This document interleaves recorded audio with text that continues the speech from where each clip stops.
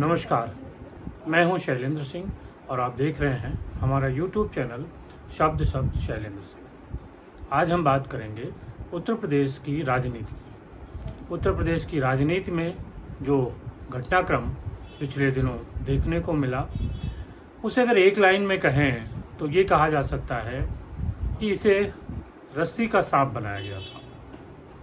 क्योंकि जब उत्तर प्रदेश के चुनाव हैं अगले 6 महीने के अंदर, वैसे में कोई भी सरकार, कोई भी संगठन अपने नेतृत्व में परिवर्तन नहीं करेगा। ये बात बिल्कुल साफ थी।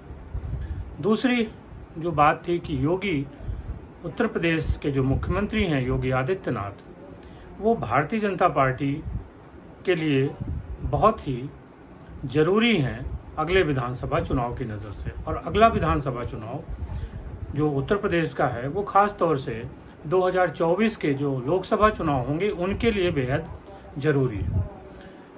उत्तर प्रदेश क्यों महत्वपूर्ण है? क्योंकि यहाँ 80 लोकसभा की सीटें हैं और भारतीय जनता पार्टी इन सीटों में अधिक से अधिक संख्या को जीतना चाहती है, जिससे कि अगर उत्तर प्रदेश से बाहर जो प्रदेश हैं वहाँ पे पार्टी उतनी संख्या में ना भी सांसद जीत पाए तो 2024 में सरकार बनाने के लिए उसे कोई दिक्कत ना हो। इस आंकड़े के लिए उत्तर प्रदेश का चुनाव बहुत महत्वपूर्ण है और ऐसे महत्वपूर्ण क्षण में कोई भी पार्टी अपना कप्तान बदल देगी, ये सोचना ही एक बेवकूफ़ी की बात थी। हाँ, इसको रस्सी का सांप क्यों बनाया गया, इसकी भी एक वजह है। तमाम जो लोग हैं, ऐसे लोग हैं जो कुछ योगी आदित्यनाथ से नाराज़ हैं, कुछ भारतीय जनता पार्टी से नाराज़ हैं, कुछ विपक्षियों के निशाने पर हैं। विपक्ष का एक भूमिका में है और वो चाहते हैं कि किसी भी तरीके से पार्टी में विघटन हो जाए। योगी आदित्यनाथ उत्तर प्रदेश के लिए ज़रूरी क्यों हैं? इस सवाल को समझने के लिए हमें ये देखना होगा कि किन परिस्थितियों में भारतीय जनता पार्टी ने योगी को 2017 में मुख्यमंत्री बनाया था। अगर आप देखिए 2017 के विधानसभा चुनाव को, तो उसमें योगी आदित्यनाथ की भूमिका चुनाव प्रचार के रूप में थी। कोई ऐसा नहीं था कि वो पूरे चुनाव को कहीं लीड कर रहे हों। जैसे बहुत सारे नेताओं ने भारतीय जनता पार्टी के लिए मदद की थी, वैसे ही एक नेता योगी आदित्यनाथ भी थे। लेकिन जब भारतीय जनता पार्टी ने बहुमत हासिल किया, उसके बाद उसमें एक सोच बदली और ये तय हुआ कि योगी आदित्यनाथ को उत्तर प्रदेश का मुख्यमंत्री बनाया जाएगा। योगी आदित्यनाथ को मुख्यमंत्री बनाने के पहले कई और नामों पर विचार हुआ, उसके बाद उनका नाम तय हुआ। साथ ही साथ ये भी तय हुआ कि उत्तर प्रदेश में मुख्यमंत्री के साथ ही साथ 2 उप मुख्यमंत्री भी होंगे, जिसके रूप में 2 लोगों को चुना गया। इसके अलावा उत्तर प्रदेश में संगठन मंत्री के रूप में एक अलग पद था, जिसको भी एक अहम जिम्मेदारी दी गई थी। योगी की भूमिका क्या थी, अब इसको समझने की ज़रूरत है। दरअसल योगी एक ब्रांड एम्बेसडर है हिंदुत्व का। उनकी ओजस्वी वाणी है जो सभी को प्रभावित करती है। भारतीय जनता पार्टी को योगी आदित्यनाथ से सिर्फ इतना था कि वो एक ब्रांड एम्बेसडर के तौर पे उत्तर प्रदेश में भी और उत्तर प्रदेश के बाहर भी काम करते रहे। उत्तर प्रदेश में राम मंदिर है, अयोध्या है, इसको हल किया गया, इस मसले को हल किया गया। इसके लिए भी योगी आदित्यनाथ जरूरी थे। योगी आदित्यनाथ का जो परिवार रहा है, जो गोरखपुर की गोरक्षा पीठ है, वो बहुत ज़रूरी है राम मंदिर के आंदोलन के लिए। उसकी जो भूमिका थी उसको समझना भी। योगी आदित्यनाथ से पहले जो गुरु थे अवैधनाथ, वो राम मंदिर आंदोलन से जुड़े रहे। उससे पहले दिग्विजयनाथ, वो उस आंदोलन से जुड़े ही नहीं रहे बल्कि एक महत्वपूर्ण कड़ी के रूप में रहे। ऐसे में योगी आदित्यनाथ को इस राम मंदिर के प्रकरण से अलग नहीं किया जा सकता था और वो बेहद ज़रूरी थे। अब समस्या थी कि योगी तो प्रचार की भूमिका में है, गवर्नेंस का क्या होगा?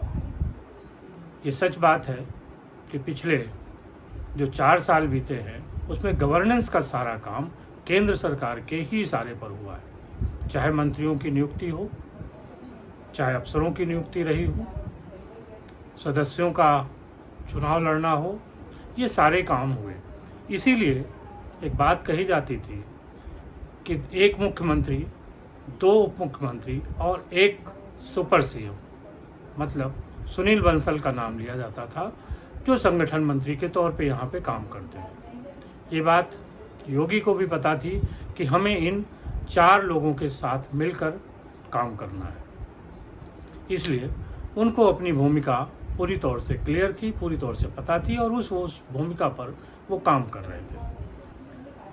अब जो दूसरी समस्या हुई कि मुख्यमंत्री के रूप में जो अधिकार मिलने चाहिए थे योगी को, शायद वो नहीं दिए गए। इस बात को राष्ट्रीय स्वयंसेवक संघ भी समझ रहा था और आज भी समझ रहा है। मुख्यमंत्री योगी आदित्यनाथ भी जानते हैं और भारतीय जनता पार्टी का जो हाई कमान है वो भी जानता है कि योगी के पास जो अधिकारी हैं उनकी नियुक्ति केंद्र के इशारे पर हुई है, जो योजनाएं हैं वो केंद्र के इशारे पे बनी है, जो गवर्नेंस का फार्मूला था वो भी केंद्र के इशारे पर बनाया गया है। वहाँ एक फार्मूला था, एक सेट पैटर्न था, उसके आधार पर यहाँ चल रहा था। ऐसे में अगर उत्तर प्रदेश में कोई फेलोर हुआ, कहीं पे दिक्कत आई, तो सारी जिम्मेदारी आप योगी पे डालकर नहीं निकल सकते। ये वो वजह थी कि जिसे योगी समझ रहे थे और देश की जनता भी, प्रदेश की जनता भी समझ रही है। उसे योगी पे अटूट भरोसा है, अटूट विश्वास है। हाँ, उसे दिक्कत है नौकरशाही से। उसे ये भी पता है कि इस नौकरशाही की कमान योगी के हाथ में नहीं है। इस नौकरशाही की कमान केंद्र के इशारे पर है, केंद्र सरकार की हाथों में है। अगर आपको कोई अफसर नियुक्त करना है तो केंद्र की सहमति चाहिए, बड़े अफसर की नियुक्ति पर भी चाहिए। यहीं पे एक पेच फंसता है। पेच ये था कि पीएमओ के एक खास अफसर अरविंद शर्मा रिटायर हुए, उन्होंने वीआरएस लिया और उसके बाद उन्होंने भारतीय जनता पार्टी की सदस्यता ली। भारतीय जनता पार्टी की सदस्यता लेने के बाद वो सदस्य विधान परिषद बनाए गए। उनके सदस्य विधान परिषद बनाए जाते ही जो विरोधी खेमा था, जो योगी को पसंद नहीं कर रहा था, उसने ये प्रोपोगंडा शुरू किया कि असल में अरविंद शर्मा को प्रधानमंत्री मोदी उप मुख्यमंत्री बनाना चाहते हैं, उनको कुछ प्रमुख विभाग देना चाहते हैं और योगी के जो अधिकार हैं उनमें कटौती करना चाहते हैं। इसी स्टोरी के तहत पहले ये कहा गया कि अरविंद शर्मा उप मुख्यमंत्री बनेंगे। जब ये काम नहीं हुआ तब एक नई लाइन दी गई कि उत्तर प्रदेश के मुख्यमंत्री योगी आदित्यनाथ उनको डिप्टी सीएम के तौर पे स्वीकार करने को तैयार नहीं है। और इस पूरी लड़ाई को एक तरीके से योगी बनाम मोदी शिफ्ट करने की कोशिश की गई और उसमें विलन के रूप में अरविंद शर्मा का नाम आ गया। ये पूरी कहानी चलती रही। उसके बाद बीच में जो 2 एपिसोड आए, इसमें पश्चिम बंगाल चुनाव का परिणाम आया और उत्तर प्रदेश में पंचायत चुनाव आए। पंचायत चुनाव को लेकर ये कहा गया कि योगी सरकार से पिछड़ा वर्ग नाराज है, पिछड़े वर्ग के जो नेता हैं केशव मौर्य वो नाराज हैं और इस कारण पंचायत चुनाव में अपेक्षित सफलता नहीं मिली। प्रोपेगेंडा टीम को जब अरविंद शर्मा कमज़ोर पड़ते दिखाई देने लगे तो उन्होंने केशव मौर्य का नाम आगे कर दिया और केशव मौर्य बनाम योगी आदित्यनाथ पूरी कहानी को फिक्स करने की कोशिश की गई। मज़ेदार बात यह है कि इसी बीच मुख्यमंत्री तक के नाम तय कर दिए गए। अरविंद शर्मा तो मुख्यमंत्री की रेस में बताए ही जा रहे थे, इसके अलावा केशव मौर्य को भी जोड़ा गया और उससे भी बड़े नाम कलराज मिश्रा और राजनाथ सिंह के जोड़े गए। कलराज मिश्र और राजनाथ सिंह एक तरीके से भारतीय जनता पार्टी में बड़े पदों पर हैं और अब उन्हें मुख्यमंत्री के पद पर नहीं बिठाया जा सकता, ये सभी समझ रहे थे, लेकिन इसके बाद भी उनके नामों को चलाया गया। राजनाथ सिंह का नाम इसलिए ताकि उनको ठाकुरवाद से जोड़ा जा सके, और कलराज मिश्रा का नाम इसलिए कि ब्राह्मण नाराज है तो कलराज मिश्रा उसको संभाल लेंगे। अरविंद शर्मा प्रकरण को एक मुद्दा बनाया गया योगी के खिलाफ। फिर उसके बाद कोरोना की बात आई। कोरोना की बातों के साथ ये भी कहा गया कि गंगा में लाशें बह रही हैं। निश्चित तौर पे कोरोना एक महामारी के रूप में सामने आई, सिर्फ उत्तर प्रदेश में नहीं, पूरे प्रदेश में, पूरे देश में, हर जगह महामारी के तौर पर ही वो रही है। हर जगह मरने वालों की संख्या बहुत रही है। वहाँ भी उनकी अंतिम संस्कार हुए, समय लगे, दिक्कतें हुई। वो उत्तर प्रदेश की भी हालत थी और पूरे देश की। इसके बाद भी योगी आदित्यनाथ ने जिस तरीके से कोरोना के बाद खुद जिले जिले जाकर अकेले लोगों को एक तरीके से मोटिवेशन शुरू किया, वहाँ गए, समस्याएं समझी, लोगों से मिले, धीरे धीरे वो चीज़ें सामान्य रूप लेती गईं। अब इसके बाद फिर स्टोरी की एक लाइन तय की गई जो प्रोपोगंडा स्टोरीज थी, वो थी कि संघ, मोदी और योगी। समझने वाली बात यह है कि संघ ये चाहता है कि जो सत्ता है उत्तर प्रदेश में वो बनी रहे, 2024 में केंद्र में भाजपा की सरकार बने। जब संघ ये चाहेगा तो वो ये कैसे चाहेगा कि योगी और मोदी के बीच टकराव हो और भाजपा को नुकसान हो, क्योंकि भाजपा के नुकसान से उसको कोई फ़ायदा नहीं है। संघ तभी फ़ायदे में रहेगा जब योगी और मोदी एक जोड़ी के रूप में चुनाव मैदान में जाएं, चुनाव जीतें और सरकार बनाएं। योगी के जो टकराव की बात है वो भी सच नहीं है। एक आसानी से समझने जाने वाली बात है कि क्या प्रधानमंत्री से कोई मुख्यमंत्री टकराव कर सकता है? ऐसा नहीं है। फिर इस टकराव से उसको हासिल क्या होगा? जब भी टकराव हुए हैं, जिन भी पार्टियों में टकराव हुए हैं, वहाँ विघटन हुआ है और विघटन से पार्टी को नुकसान हुआ है।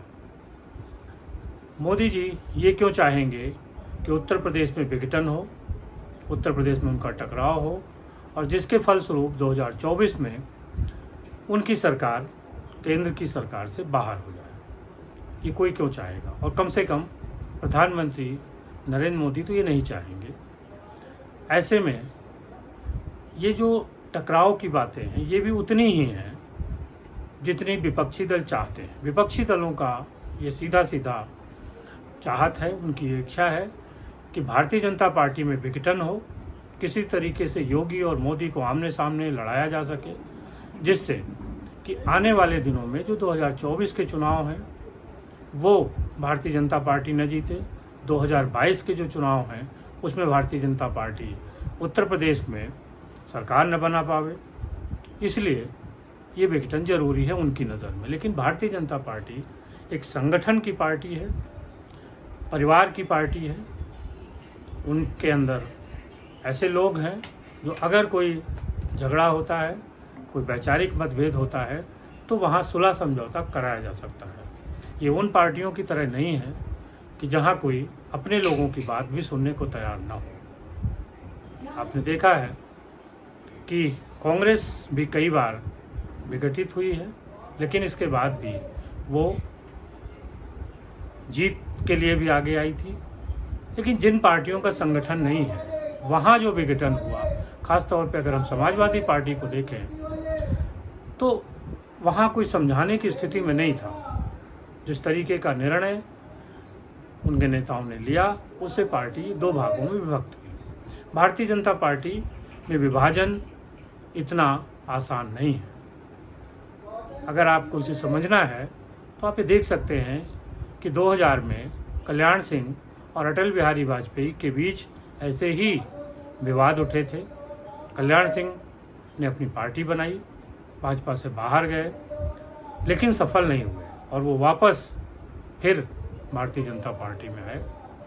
तो ऐसी गलती भारतीय जनता पार्टी का कोई नेता करेगा ये संभव नहीं लगता, और ना ही संघ और केंद्र ये चाहता है, भाजपा का हाईकमान, कि उनका कोई इतना प्रमुख चेहरा, जिसको उन्होंने भविष्य का चेहरा मान के तैयार किया है, जो हिंदुत्व के लिए भविष्य का चेहरा है, वो पार्टी में एक हाशिए पर आए।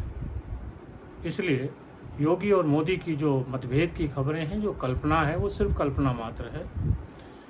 ये जोड़ी 2022 का चुनाव लड़ेगी, उसके बाद जो परिणाम होंगे उस हिसाब से संगठन और सरकार के चेहरे को तय किया जाएगा। बहुत धन्यवाद।